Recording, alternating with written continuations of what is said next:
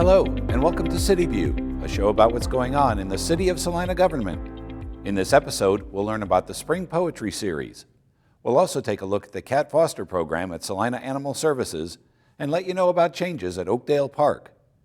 But first, here's a quick recap of the actions taken by the City Commission at their March 25th meeting.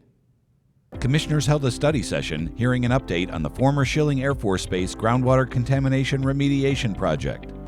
Construction of needed buildings will begin soon, with the project up and running in 2027, and the cleanup is expected to last 20 years. During their public meeting, commissioners heard an appeal of the Planning Commission's decision to deny a conditional use permit for a vape shop at the corner of South 9th Street and Broadway Boulevard. Commissioners voted to return the application to the Planning Commission for further consideration, instructing them to apply application criteria consistently across similar applications. After approving the consent agenda, the City Commission awarded contracts for mowing of rights-of-way, detention ponds, and the ditch on Centennial Road. The next meeting of the City Commission will take place on Monday, April 8th at 4 p.m. in room 107 of the City County Building. The meeting agenda will be available on Friday, April 5th on the city's website, salina-ks.gov. Salina City Commission meetings are available to view on Salina TV, Cox Cable Channel 20, as well as on the city's Facebook page and YouTube page. For Channel 20 schedule information, please visit salina-tv.com. The next time you go to Oakdale Park, you might notice some changes. Construction on several improvement projects in the park took place over the fall and winter. Late November, December, they took out the old tennis courts and started putting in the new pickleball courts. The completion was late January, early February, and they are now open to use. They are well used, and I think as summer approaches more, you'll see a lot more action in the park. The skating pond is just finished up this month, getting ready to reseed and all that. Kind of anxious to see what will be built next. They have some great ideas of a new community center and all that to be used during Riverfest and different venues that may come this way. So we're going to do a little more work on the Stein stage. We're getting a new ceiling put in it for the sound system and all that for the River Festival. So that will be happening soon also before Riverfest. So that's our biggest project coming up next. The grand opening for the pickleball courts will be held on Thursday, April 18th at 4 p.m. To keep up to date on parks and recreation programs, please follow the Salina Parks and Recreation pages on Facebook and Instagram. Salina Animal Services is looking for volunteers for their Cat Foster Program. The program helps newborn and young kittens get more attention than they would at the animal shelter.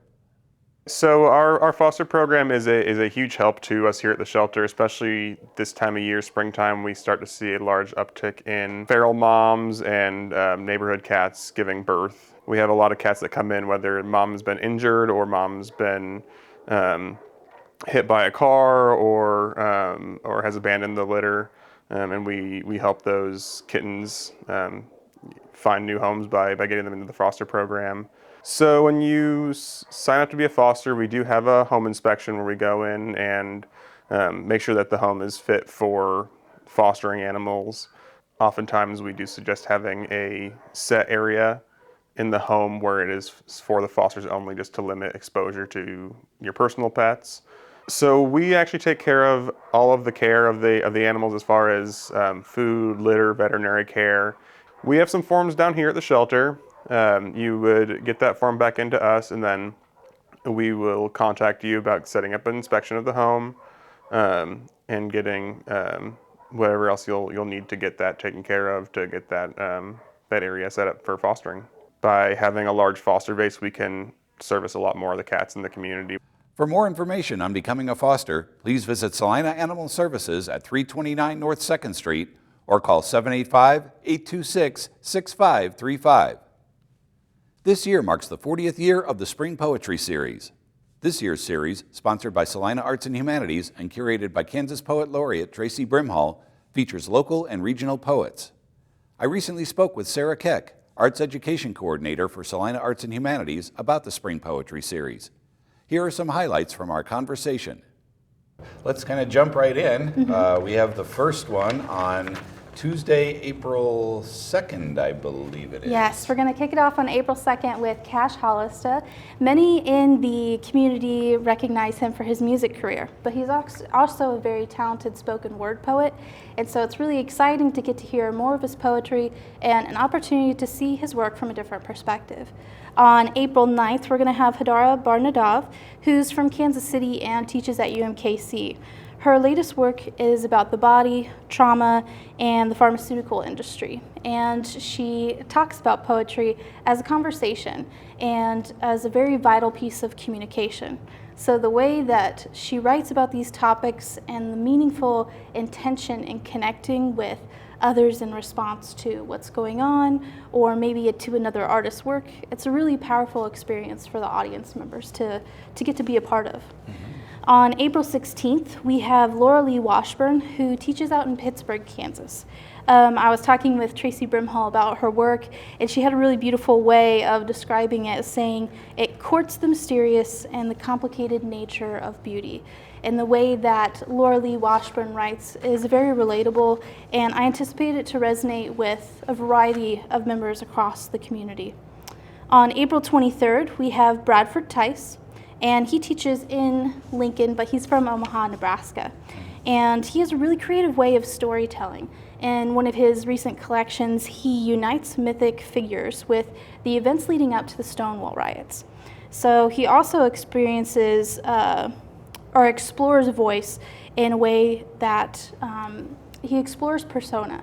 And when we often hear poetry, it's from the experience of the writer themselves. But using persona, he uses an assumed voice as a narrator. And so the way that he explores those different narrators really looks at stories from some unique and intriguing perspectives. And then, of course, we get to close the series with Patricia Traxler. And Patricia, of course, was a co-founder of the series. Right. Her work is very thoughtful in the way that she plays with language, in the way that she uses word choice, inflection, and exploring the power and the weight of the unspoken. And many of the poems enact the interplay between spirit and landscape. She's read and lectured across the country, as well as receiving international and national level awards. So we are very fortunate to be able to have her closing out the special 40th anniversary of the poetry series. Yeah. The Spring Poetry Series takes place Tuesday evenings in April at 7 p.m. at Redfern Booksellers, 106 South Santa Fe. Admission is $5 per person. Students with ID get in free. To watch the entire interview, please tune in to Salina A&E, available on the city's YouTube channel at youtube.com/City of Salina, Kansas, as well as Salina TV, Cox Cable Channel 20. For Channel 20 schedule information, please visit salina-tv.com. Well, that'll do it for this edition of City View. For more information about any aspect of the City of Salina government, visit the city's website at salina-ks.gov. And be sure to follow us on our social media channels. We'll be back with an all-new episode of City View on Friday, April 5th. Thanks for watching, and we'll see you next time.